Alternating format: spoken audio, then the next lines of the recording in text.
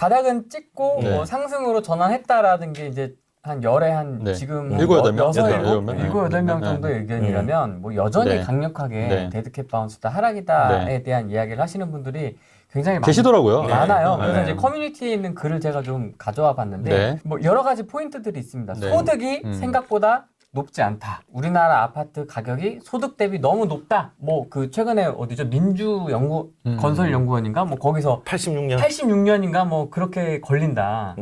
그 정도로 비싸다라는 이제 뉘앙스의 기사가 나왔었고 우리나라는 저성장 국가이고 공사비도 상승했고 그다음에 강남도 깨지는 시기가 있을 것이고 그다음에 아파트 공급은 입주하는 새로운 물량뿐만이 아니라 기존 주택이 나오는 것도 물량이다. 이런 식으로 해서 이제 좀 부정적으로 보시는 분들이 있습니다. 네. 이 요소들에 대해서 좀 어떻게 보십니까? 먼저 뭐 말씀. 우선은 첫 번째 그 소득 대비해서 가격은 제가 얘기를 했는데 네. 평균은 오류를 범하는 사람들이 되게 많은 것 같아요. 첫 번째는 대표님 소득만으로 주택 사십니까? 아 그렇진 않죠. 가능한가요? 안 되죠, 안 되죠. 특히 네네네. 이제 보시면은 30대 보통 20대 때 빠르면 20대 때 대표님처럼 이제 20대 때 사는 분이 계시고 네. 빠르면은 30대 때 결혼을 해서 내 집을 사잖아요. 보통 30대 때 사요. 근데 30대 때 내가 집을 대출 없이 살 수 있나요?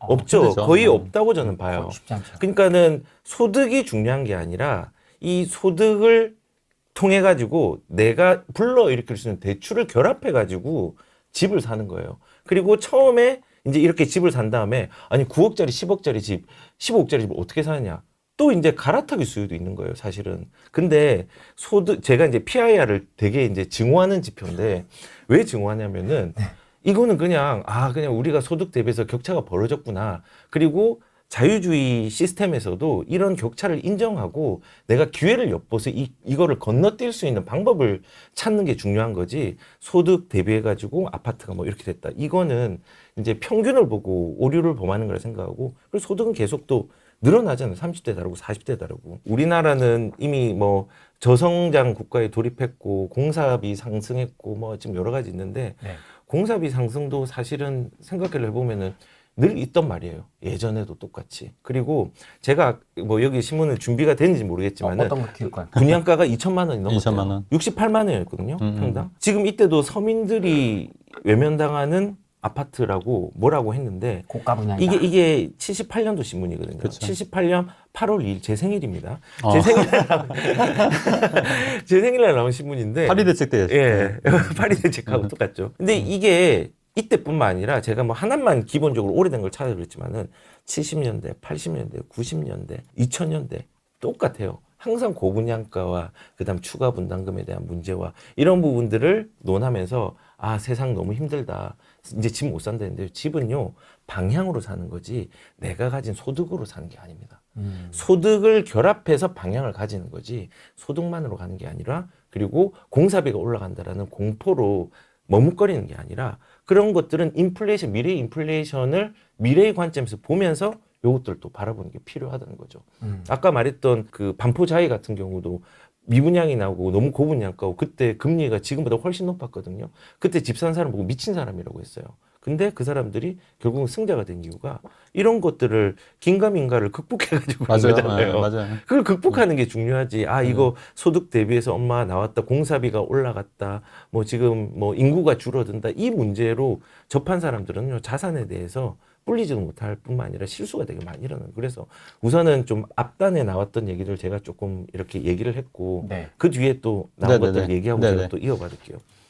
이런 거죠. 또 뭐냐면 제가 볼 때는 일단은 이제 그 하락론자들이 말씀하시는 게 왜 자꾸 근데 그런 주장을 주구장창 얘기하시냐. 그거는 제가 볼 때 일관성의 법칙 때문에 일관성의 법칙. 일관성. 네. 그러니까 예전에 한 거를 바꾸기가 어려운 거예요. 이미 했던 말이 있기 때문에 그러다 보니까 계속 그 일관성을 지켜야 되니까 본인들은. 그러니까 그러다 보니까 이제 계속 이제 자꾸 이제 현실과 안 맞으면 그냥 어거지로 이제 맞추는 거예요. 계속해서. 그래서 이제 오히려 좀 이렇게 더 현명하신 분들은 만약에 내가 잘못된 게 있으면 수정을 하거나 보완을 해서 내가 좀 잘못 판단한 것 같다, 미스한 것 같다, 이렇게 솔직하게 말하는 게 저는 더 대단한 사람이라고 봐요. 맞아요. 근데 그게 아니라 계속 일관성적으로 계속 그 주장만 하다 보니까 계속 이제 현실과 동떨어지는 이제 그런 주장들이 이제 나오는 거라고 보는 거고요. 네. 그다음에 아파트 가격은 제가 볼 때 지금 수도권에 2, 3억대 아파트도 있고 충북 진천만 해도 26평에 2억짜리 분양가도 있었지 않습니까? 뭐가 비싸요? 좀 묻고 싶어요, 오히려. 수도권에 지금 3억대 아파트도 천지야, 천지. PIR 했을 때 그런 거 만약에 연봉 6천이면 PIR 5예요, 5. 3억이면. 뭐가 비쌉니까, 그게?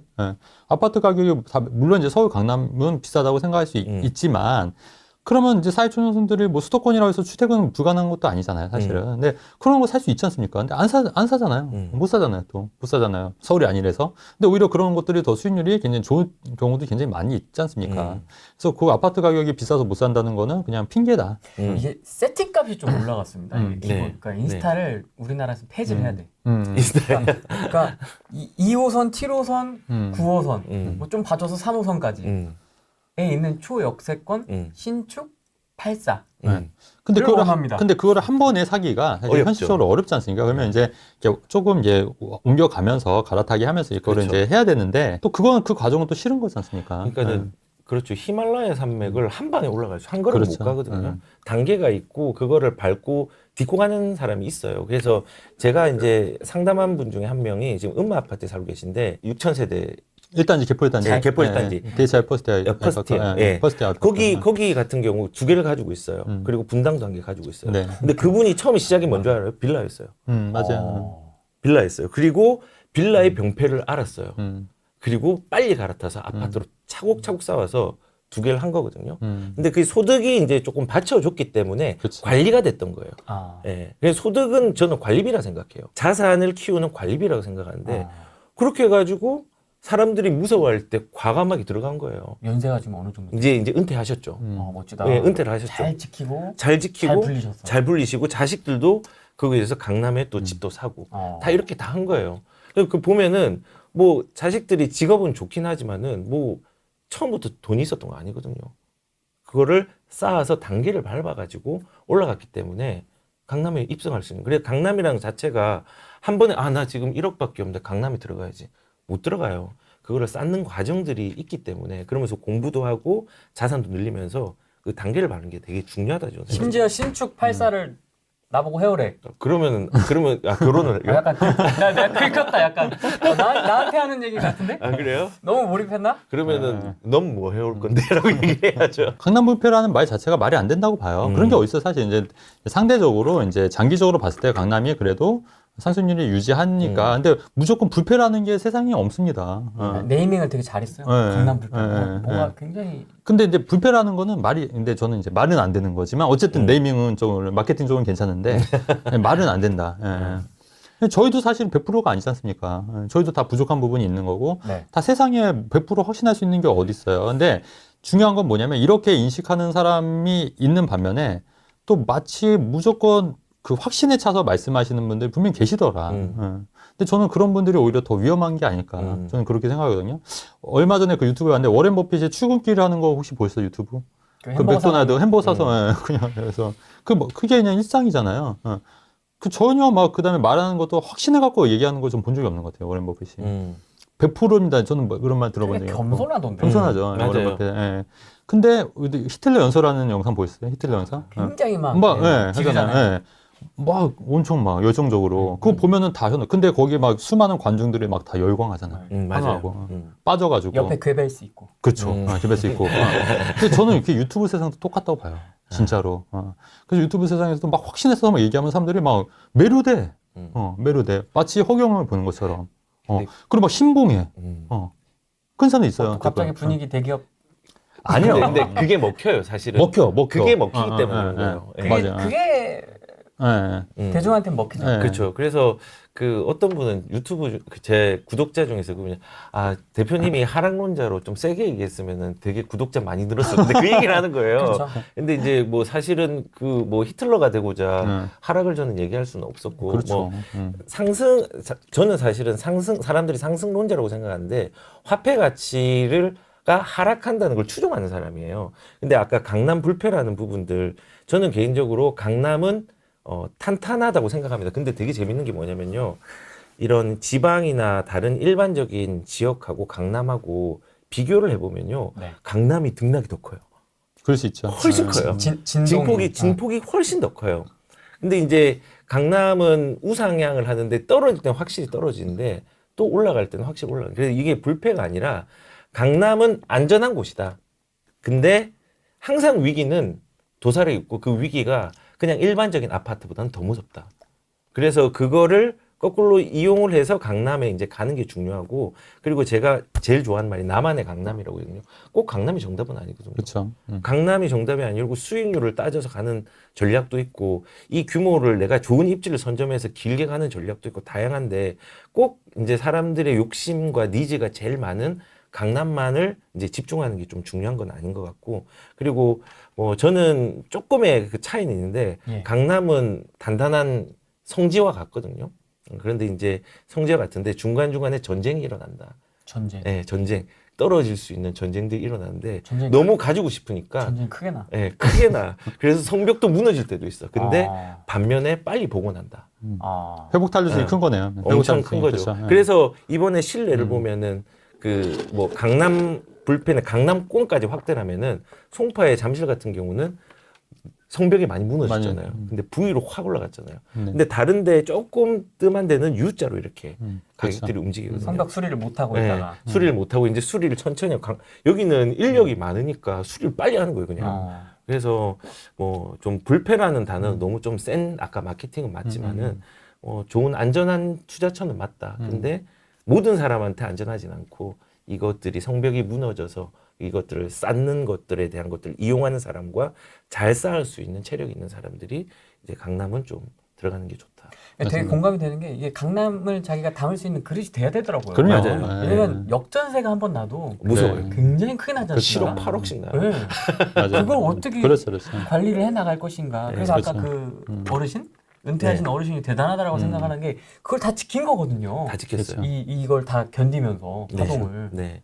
그분이 사실은 대단한 분이었어요. 왜냐면은 4천만 원이 없어가지고 그 저한테 좀 빌려달라고 돈도 빌려달라고 요청을 했거든요. 아 진짜로? 네. 근데 제가 네. 그때 좀 네. 친분 관계를 좀 많이 이제 상담도 많이 해서 그냥 그래요 그냥 어. 빌려주겠다 어. 얘기를 했어요. 아, 이제 저는 이제 안 그래요. 근데 다행히 해결을 했어. 해결을 해서 안 빌려주는 마음과 정만 제가 이제 신뢰를 주는 상황을 좀 만드는 거고. 근데 그분들은 이제 어떻게 대처를 했냐면 이런 거예요. 뭐 지금 필요한 돈이 한 2억이에요. 그러면은 한 2억 5천을 어떻게든 땡기는 거야. 그래서 2억을 묻고 그 사용하고 5천으로 그 2년들이나 3년들을 버티면서 대응하는 비용으로 쓰는 거예요. 그런 식으로라도 하는데 보통 사람들 그렇게 생각 안 하잖아요. 다 넣죠. 네, 다 넣는데 그거를 여분을 남겨놓고 요거를 내가 버틸 수 있는 돈을 5천을 빼놓고 나머지 2억을 내가 지금 실질적으로 자산을 증식시킨 데 투여를 한 거예요. 아. 그래서 그렇게 해서 버틴 거죠. 아. 그래서 고통이 더 커요. 강남을 가질수록 고통이 없을 것 같죠. 더 커요. 훨씬 더 커요. 아니 강남을 가지고 있으면 마냥 행복할 거라고 생각을 하거든요. 네. 아침에 일어나면 아 행복해. 저녁에 잘 때도 아 행복해. 안 그래요. 일이 없으면 대표님 안 행복할 그러세요? 아니 일이 없으면 행복할 것 같아요. 나 보잖아. 나 얼마나 안 행복한 거 알잖아. 왜 그래? 지난주에 멘탈 터진 거 맞습니다. 지난주에 저희들이 밥 먹었는데 한참 재밌게 얘기하고 커피를 먹은 지 얼마 안 됐는데 갑자기 나 지금 가야 돼. 가야 돼 이러는 거예요. 대화가 안 들려. 이미 막 지금 큰일 그 때문에 났다. 정신이 없어 막. 아 직원이 그만둔다 그래가지고. 맞아요. 난 참. 그랬던 기억이 있습니다. 예. 이게 되게 재밌는 게 어. 날짜를 한번 봐주시겠어요?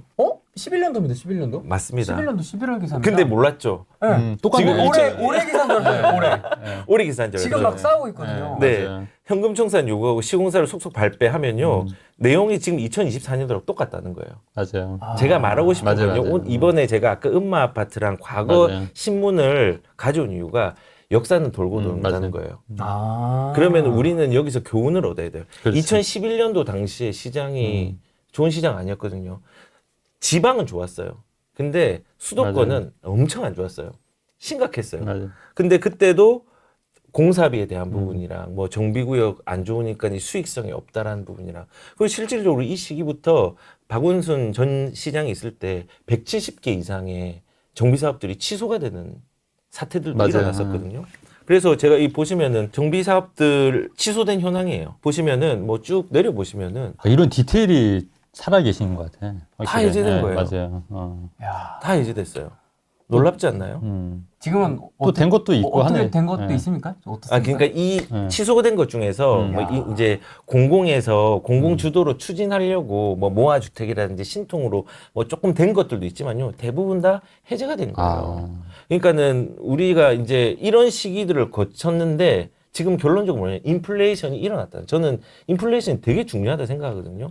그래서 우리가 지금 살고 있는 이 2024년도에 지금 2011년도 몰랐던 거잖아요. 네. 똑같이 반복된다. 맞아요. 아니 보면 해제 일자가 야 15년, 16년도 있습니다. 그렇죠. 이게 맞아요. 시작인데 상승 그렇죠. 시작인데 네. 그렇죠. 해제입니다. 정비 사업에 대한 부분들 수익성이 없다라고 얘기하고 지금 현금청산. 현금 청산, 시공사 교체, 네. 재개발 악재 속출, 정부 원래 조합 설립 단 한 건도 없어. 비대위 나오고 막. 비대위 나오고 네. 똑같은 거예요. 그래서 우리가 이제 생각할 때 집값이라는 거는 진짜 저는 맨날 강조하는 게 그거예요. 어려움을 이용하는 거예요. 집값은 어려움을 이용해서 우리가 그것들로 뭐 이제 자산을 들일 수 있는 기회를 삼아가는 게 되게 중요한 거예요. 그래서 그 뭐 2010년도도 어려웠는데 거꾸로 그때는 지방이 엄청 좋았거든요. 2010년도 이후에는 그때 그 대구도 좋고 부산도 엄청 좋았어요. 맞아요. 엄청 좋았어요. 근데 그때 이제 수도권은 진짜 최악이었거든요. 맞아요. 예, 그러다가 이제 나중에 또 올라간 게 있고. 그리고 우리가 못 믿으시겠지만요. 지금 2020년도, 2021년도 집값 많이 올랐댔잖아요. 지가가 지금보다 더 오른 시기가 78년도. 오일 쇼크 오기 전까지 맞아요. 완전히 폭등을 했었어요. 지금보다 더 폭등을 맞아요. 했었어요. 비율로 따지면은. 그런 시기들이 계속 반복이 되면서 그때 이제 정책 자료들이나 이런 것들 제가 좀 수집을 좋아하는데 해보면은 그러면 이제 규제책 내는 거예요. 그리고 또 이제 지원책 내는 거예요. 이게 계속 반복되면서 사람들이 거기에서 틈새를 찾고 갔다는 거예요. 근데 틈새를 찾은 사람, 우리 대표님 같은 경우는 틈새를 찾아가지고 계속 대응하라고 하잖아요. 신기해요. 그러니까 매년 온탕일 때도 냉탕일 때도 항상 투자를 하거든요. 그렇죠. 그게 되게 신기해요. 그러니까는 그게 이제 중요한 거죠. 언제든지 투자하는 사람은요, 기회를 계속 엿보는 거고요. 그 다음에 투자를 못하고 자산을 그냥 잃어버리는 사람은요, 계속 비난하고 가만히 있는 거예요. 사실 우리가 부동산 할 때 전화로 여기 부동산 어때요? 이러는 것보다 한번 부동산 현장에 가가지고 부동산하고 한번 대면해 보면요, 이게 살 용기랑 뭐 이게 이런 행동할 수 있는 어떤 기회들이 보이거든요. 근데 그것들을 하고 안 하고의 차이가 되게 큰 거죠. 그래서 제가 제 유튜브에서도 되게 얘기 많이 하는 게 뭐 규제가 언제 2010년도, 11년도에 뭐가 있었고 12년도에 뭐가 있었고 90년도에 뭐가 있었고 이거를 얘기하면서 하는 이유가 그게 지금 반복이 되는 거고 그렇죠. 그때도 사람들이 지금처럼 똑같이 반응을 했다는 것들을 계속 보여주고 싶거든요. 그래서 지금 그 긴가민가에 너무 많이 썼어요. 이게 착착부터 미래를 읽다 이제 빼고 긴가민가 최신건 대표 긴가민가 TV 해버리는 거 바꾸세요. 재밌다. 재밌는데? 긴가민가 TV? 긴가민가 긴가민가 TV. 긴가민가 TV. 괜찮아요. 괜찮네요. 한번 좀 안 될까요? 미래를 읽다 긴가민가 TV. 채널 하나 파세요. 채널은? 긴가민가 TV로? 재밌는데? 그럴 때가 이제 우리가 기회를 가질 수 있는 제가 그냥 반복하는 거예요. 그래서 역사를 알고 그 역사를 보면은 자신감이 생긴다. 그래서 제가 2011년도 말씀드린 거예요. 네. 계속 기회가 올 수 있을까요? 그럼요. 지금과 같은 저성장기, 저출산, 인구 감소. 네. 아무 의미 없어요. 아무 아무 의미 없고 아까 말씀한 이제 그 2011년도 그 했잖아요. 그래서 제가 이 이후로 재개발을 안 봐요. 그 전까지만 해도 제가 재개발 투자를 했었는데 또 이렇게 연결되네. 이거 보고 그때부터 제가 재개발을 아예 쳐다를 안 봅니다. 돈도 많이 들고 이런 경우가 있어가지고 그래서 이제 저도 완전히 트렌드를 바꾼 거예요. 그랬던 거고. 그리고 이제 하나 더 말씀드리면 아까 그 삼양라면 얘기했잖아요. 꼭 부동산이 아니더라도 우리가 항상 이거 연역적 사고를 하다 보면은 그런 기회들을 정말 많이 발견할 수가 있는 거예요. 저는 그런 기회들이 진짜 매번 보여요. 매년 하루에 한 달에 아니 1년에 한 두세 건씩. 근데 그거를 제가 다 할 수는 없더라고요. 돈도 안 되고. 근데 그 중에 몇 개만 실행을 했는데 그런 것들이 잘 된 케이스가 거의 한 7, 80%가 된 것 같아요. 8, 90%가 되니까 승률도 높고. 근데 그런 기회들이 너무 잘 보이고 꼭 부동산뿐만 아니라 주식뿐만 아니라 물론 저도 뭐 실패한 것도 있습니다. 사업도 실패한 것도 있고 하지만 이제 투자 쪽에서는 그래도 좀 나쁘지 않은 것 같고 가계대출은 네. 좀 어떻게 보십니까? 이게 또 가계대출 심각하다 이거는 뭐 줄질 않는 것 같은데 가계대출은. 집값이요 반토막 나면 가계대출은 떨어질 겁니다. 그 말은 뭐냐면은 네. 너무 당연한 얘기인 것 같은데 이 제목 보시면은 제목이 가계대출이 늘면은 나라가 망할까? 네. 나라가 안 망합니다. 안 망한다. 왜냐면은 거래가 늘자 5월달 가계대출 6조 원, 7개월 만에 최대폭이 이제 올랐다고 했는데요. 네. 아마 앞으로 더 늘 겁니다. 더 늘 거고 왜냐하면은 지금 집값이 올라가면요 대출의 범위들은 커질 수밖에 없거든요. 그런데 사람들이 생각할 때는 이 가계대출의 규모가 느는 것만 생각을 해요. 물리적으로 느는 것만. 이거는 근데 영원히 더 크게 늘 거예요. 근데 중요한 거는 지금 가계대출 자체가 문제가 되는 거는 뭐 지금 소상공인 대출들이 좀 많이 문제가 되긴 하는데 자영업자들. 네. 근데 가계대출은요 연체율이 되게 낮아요.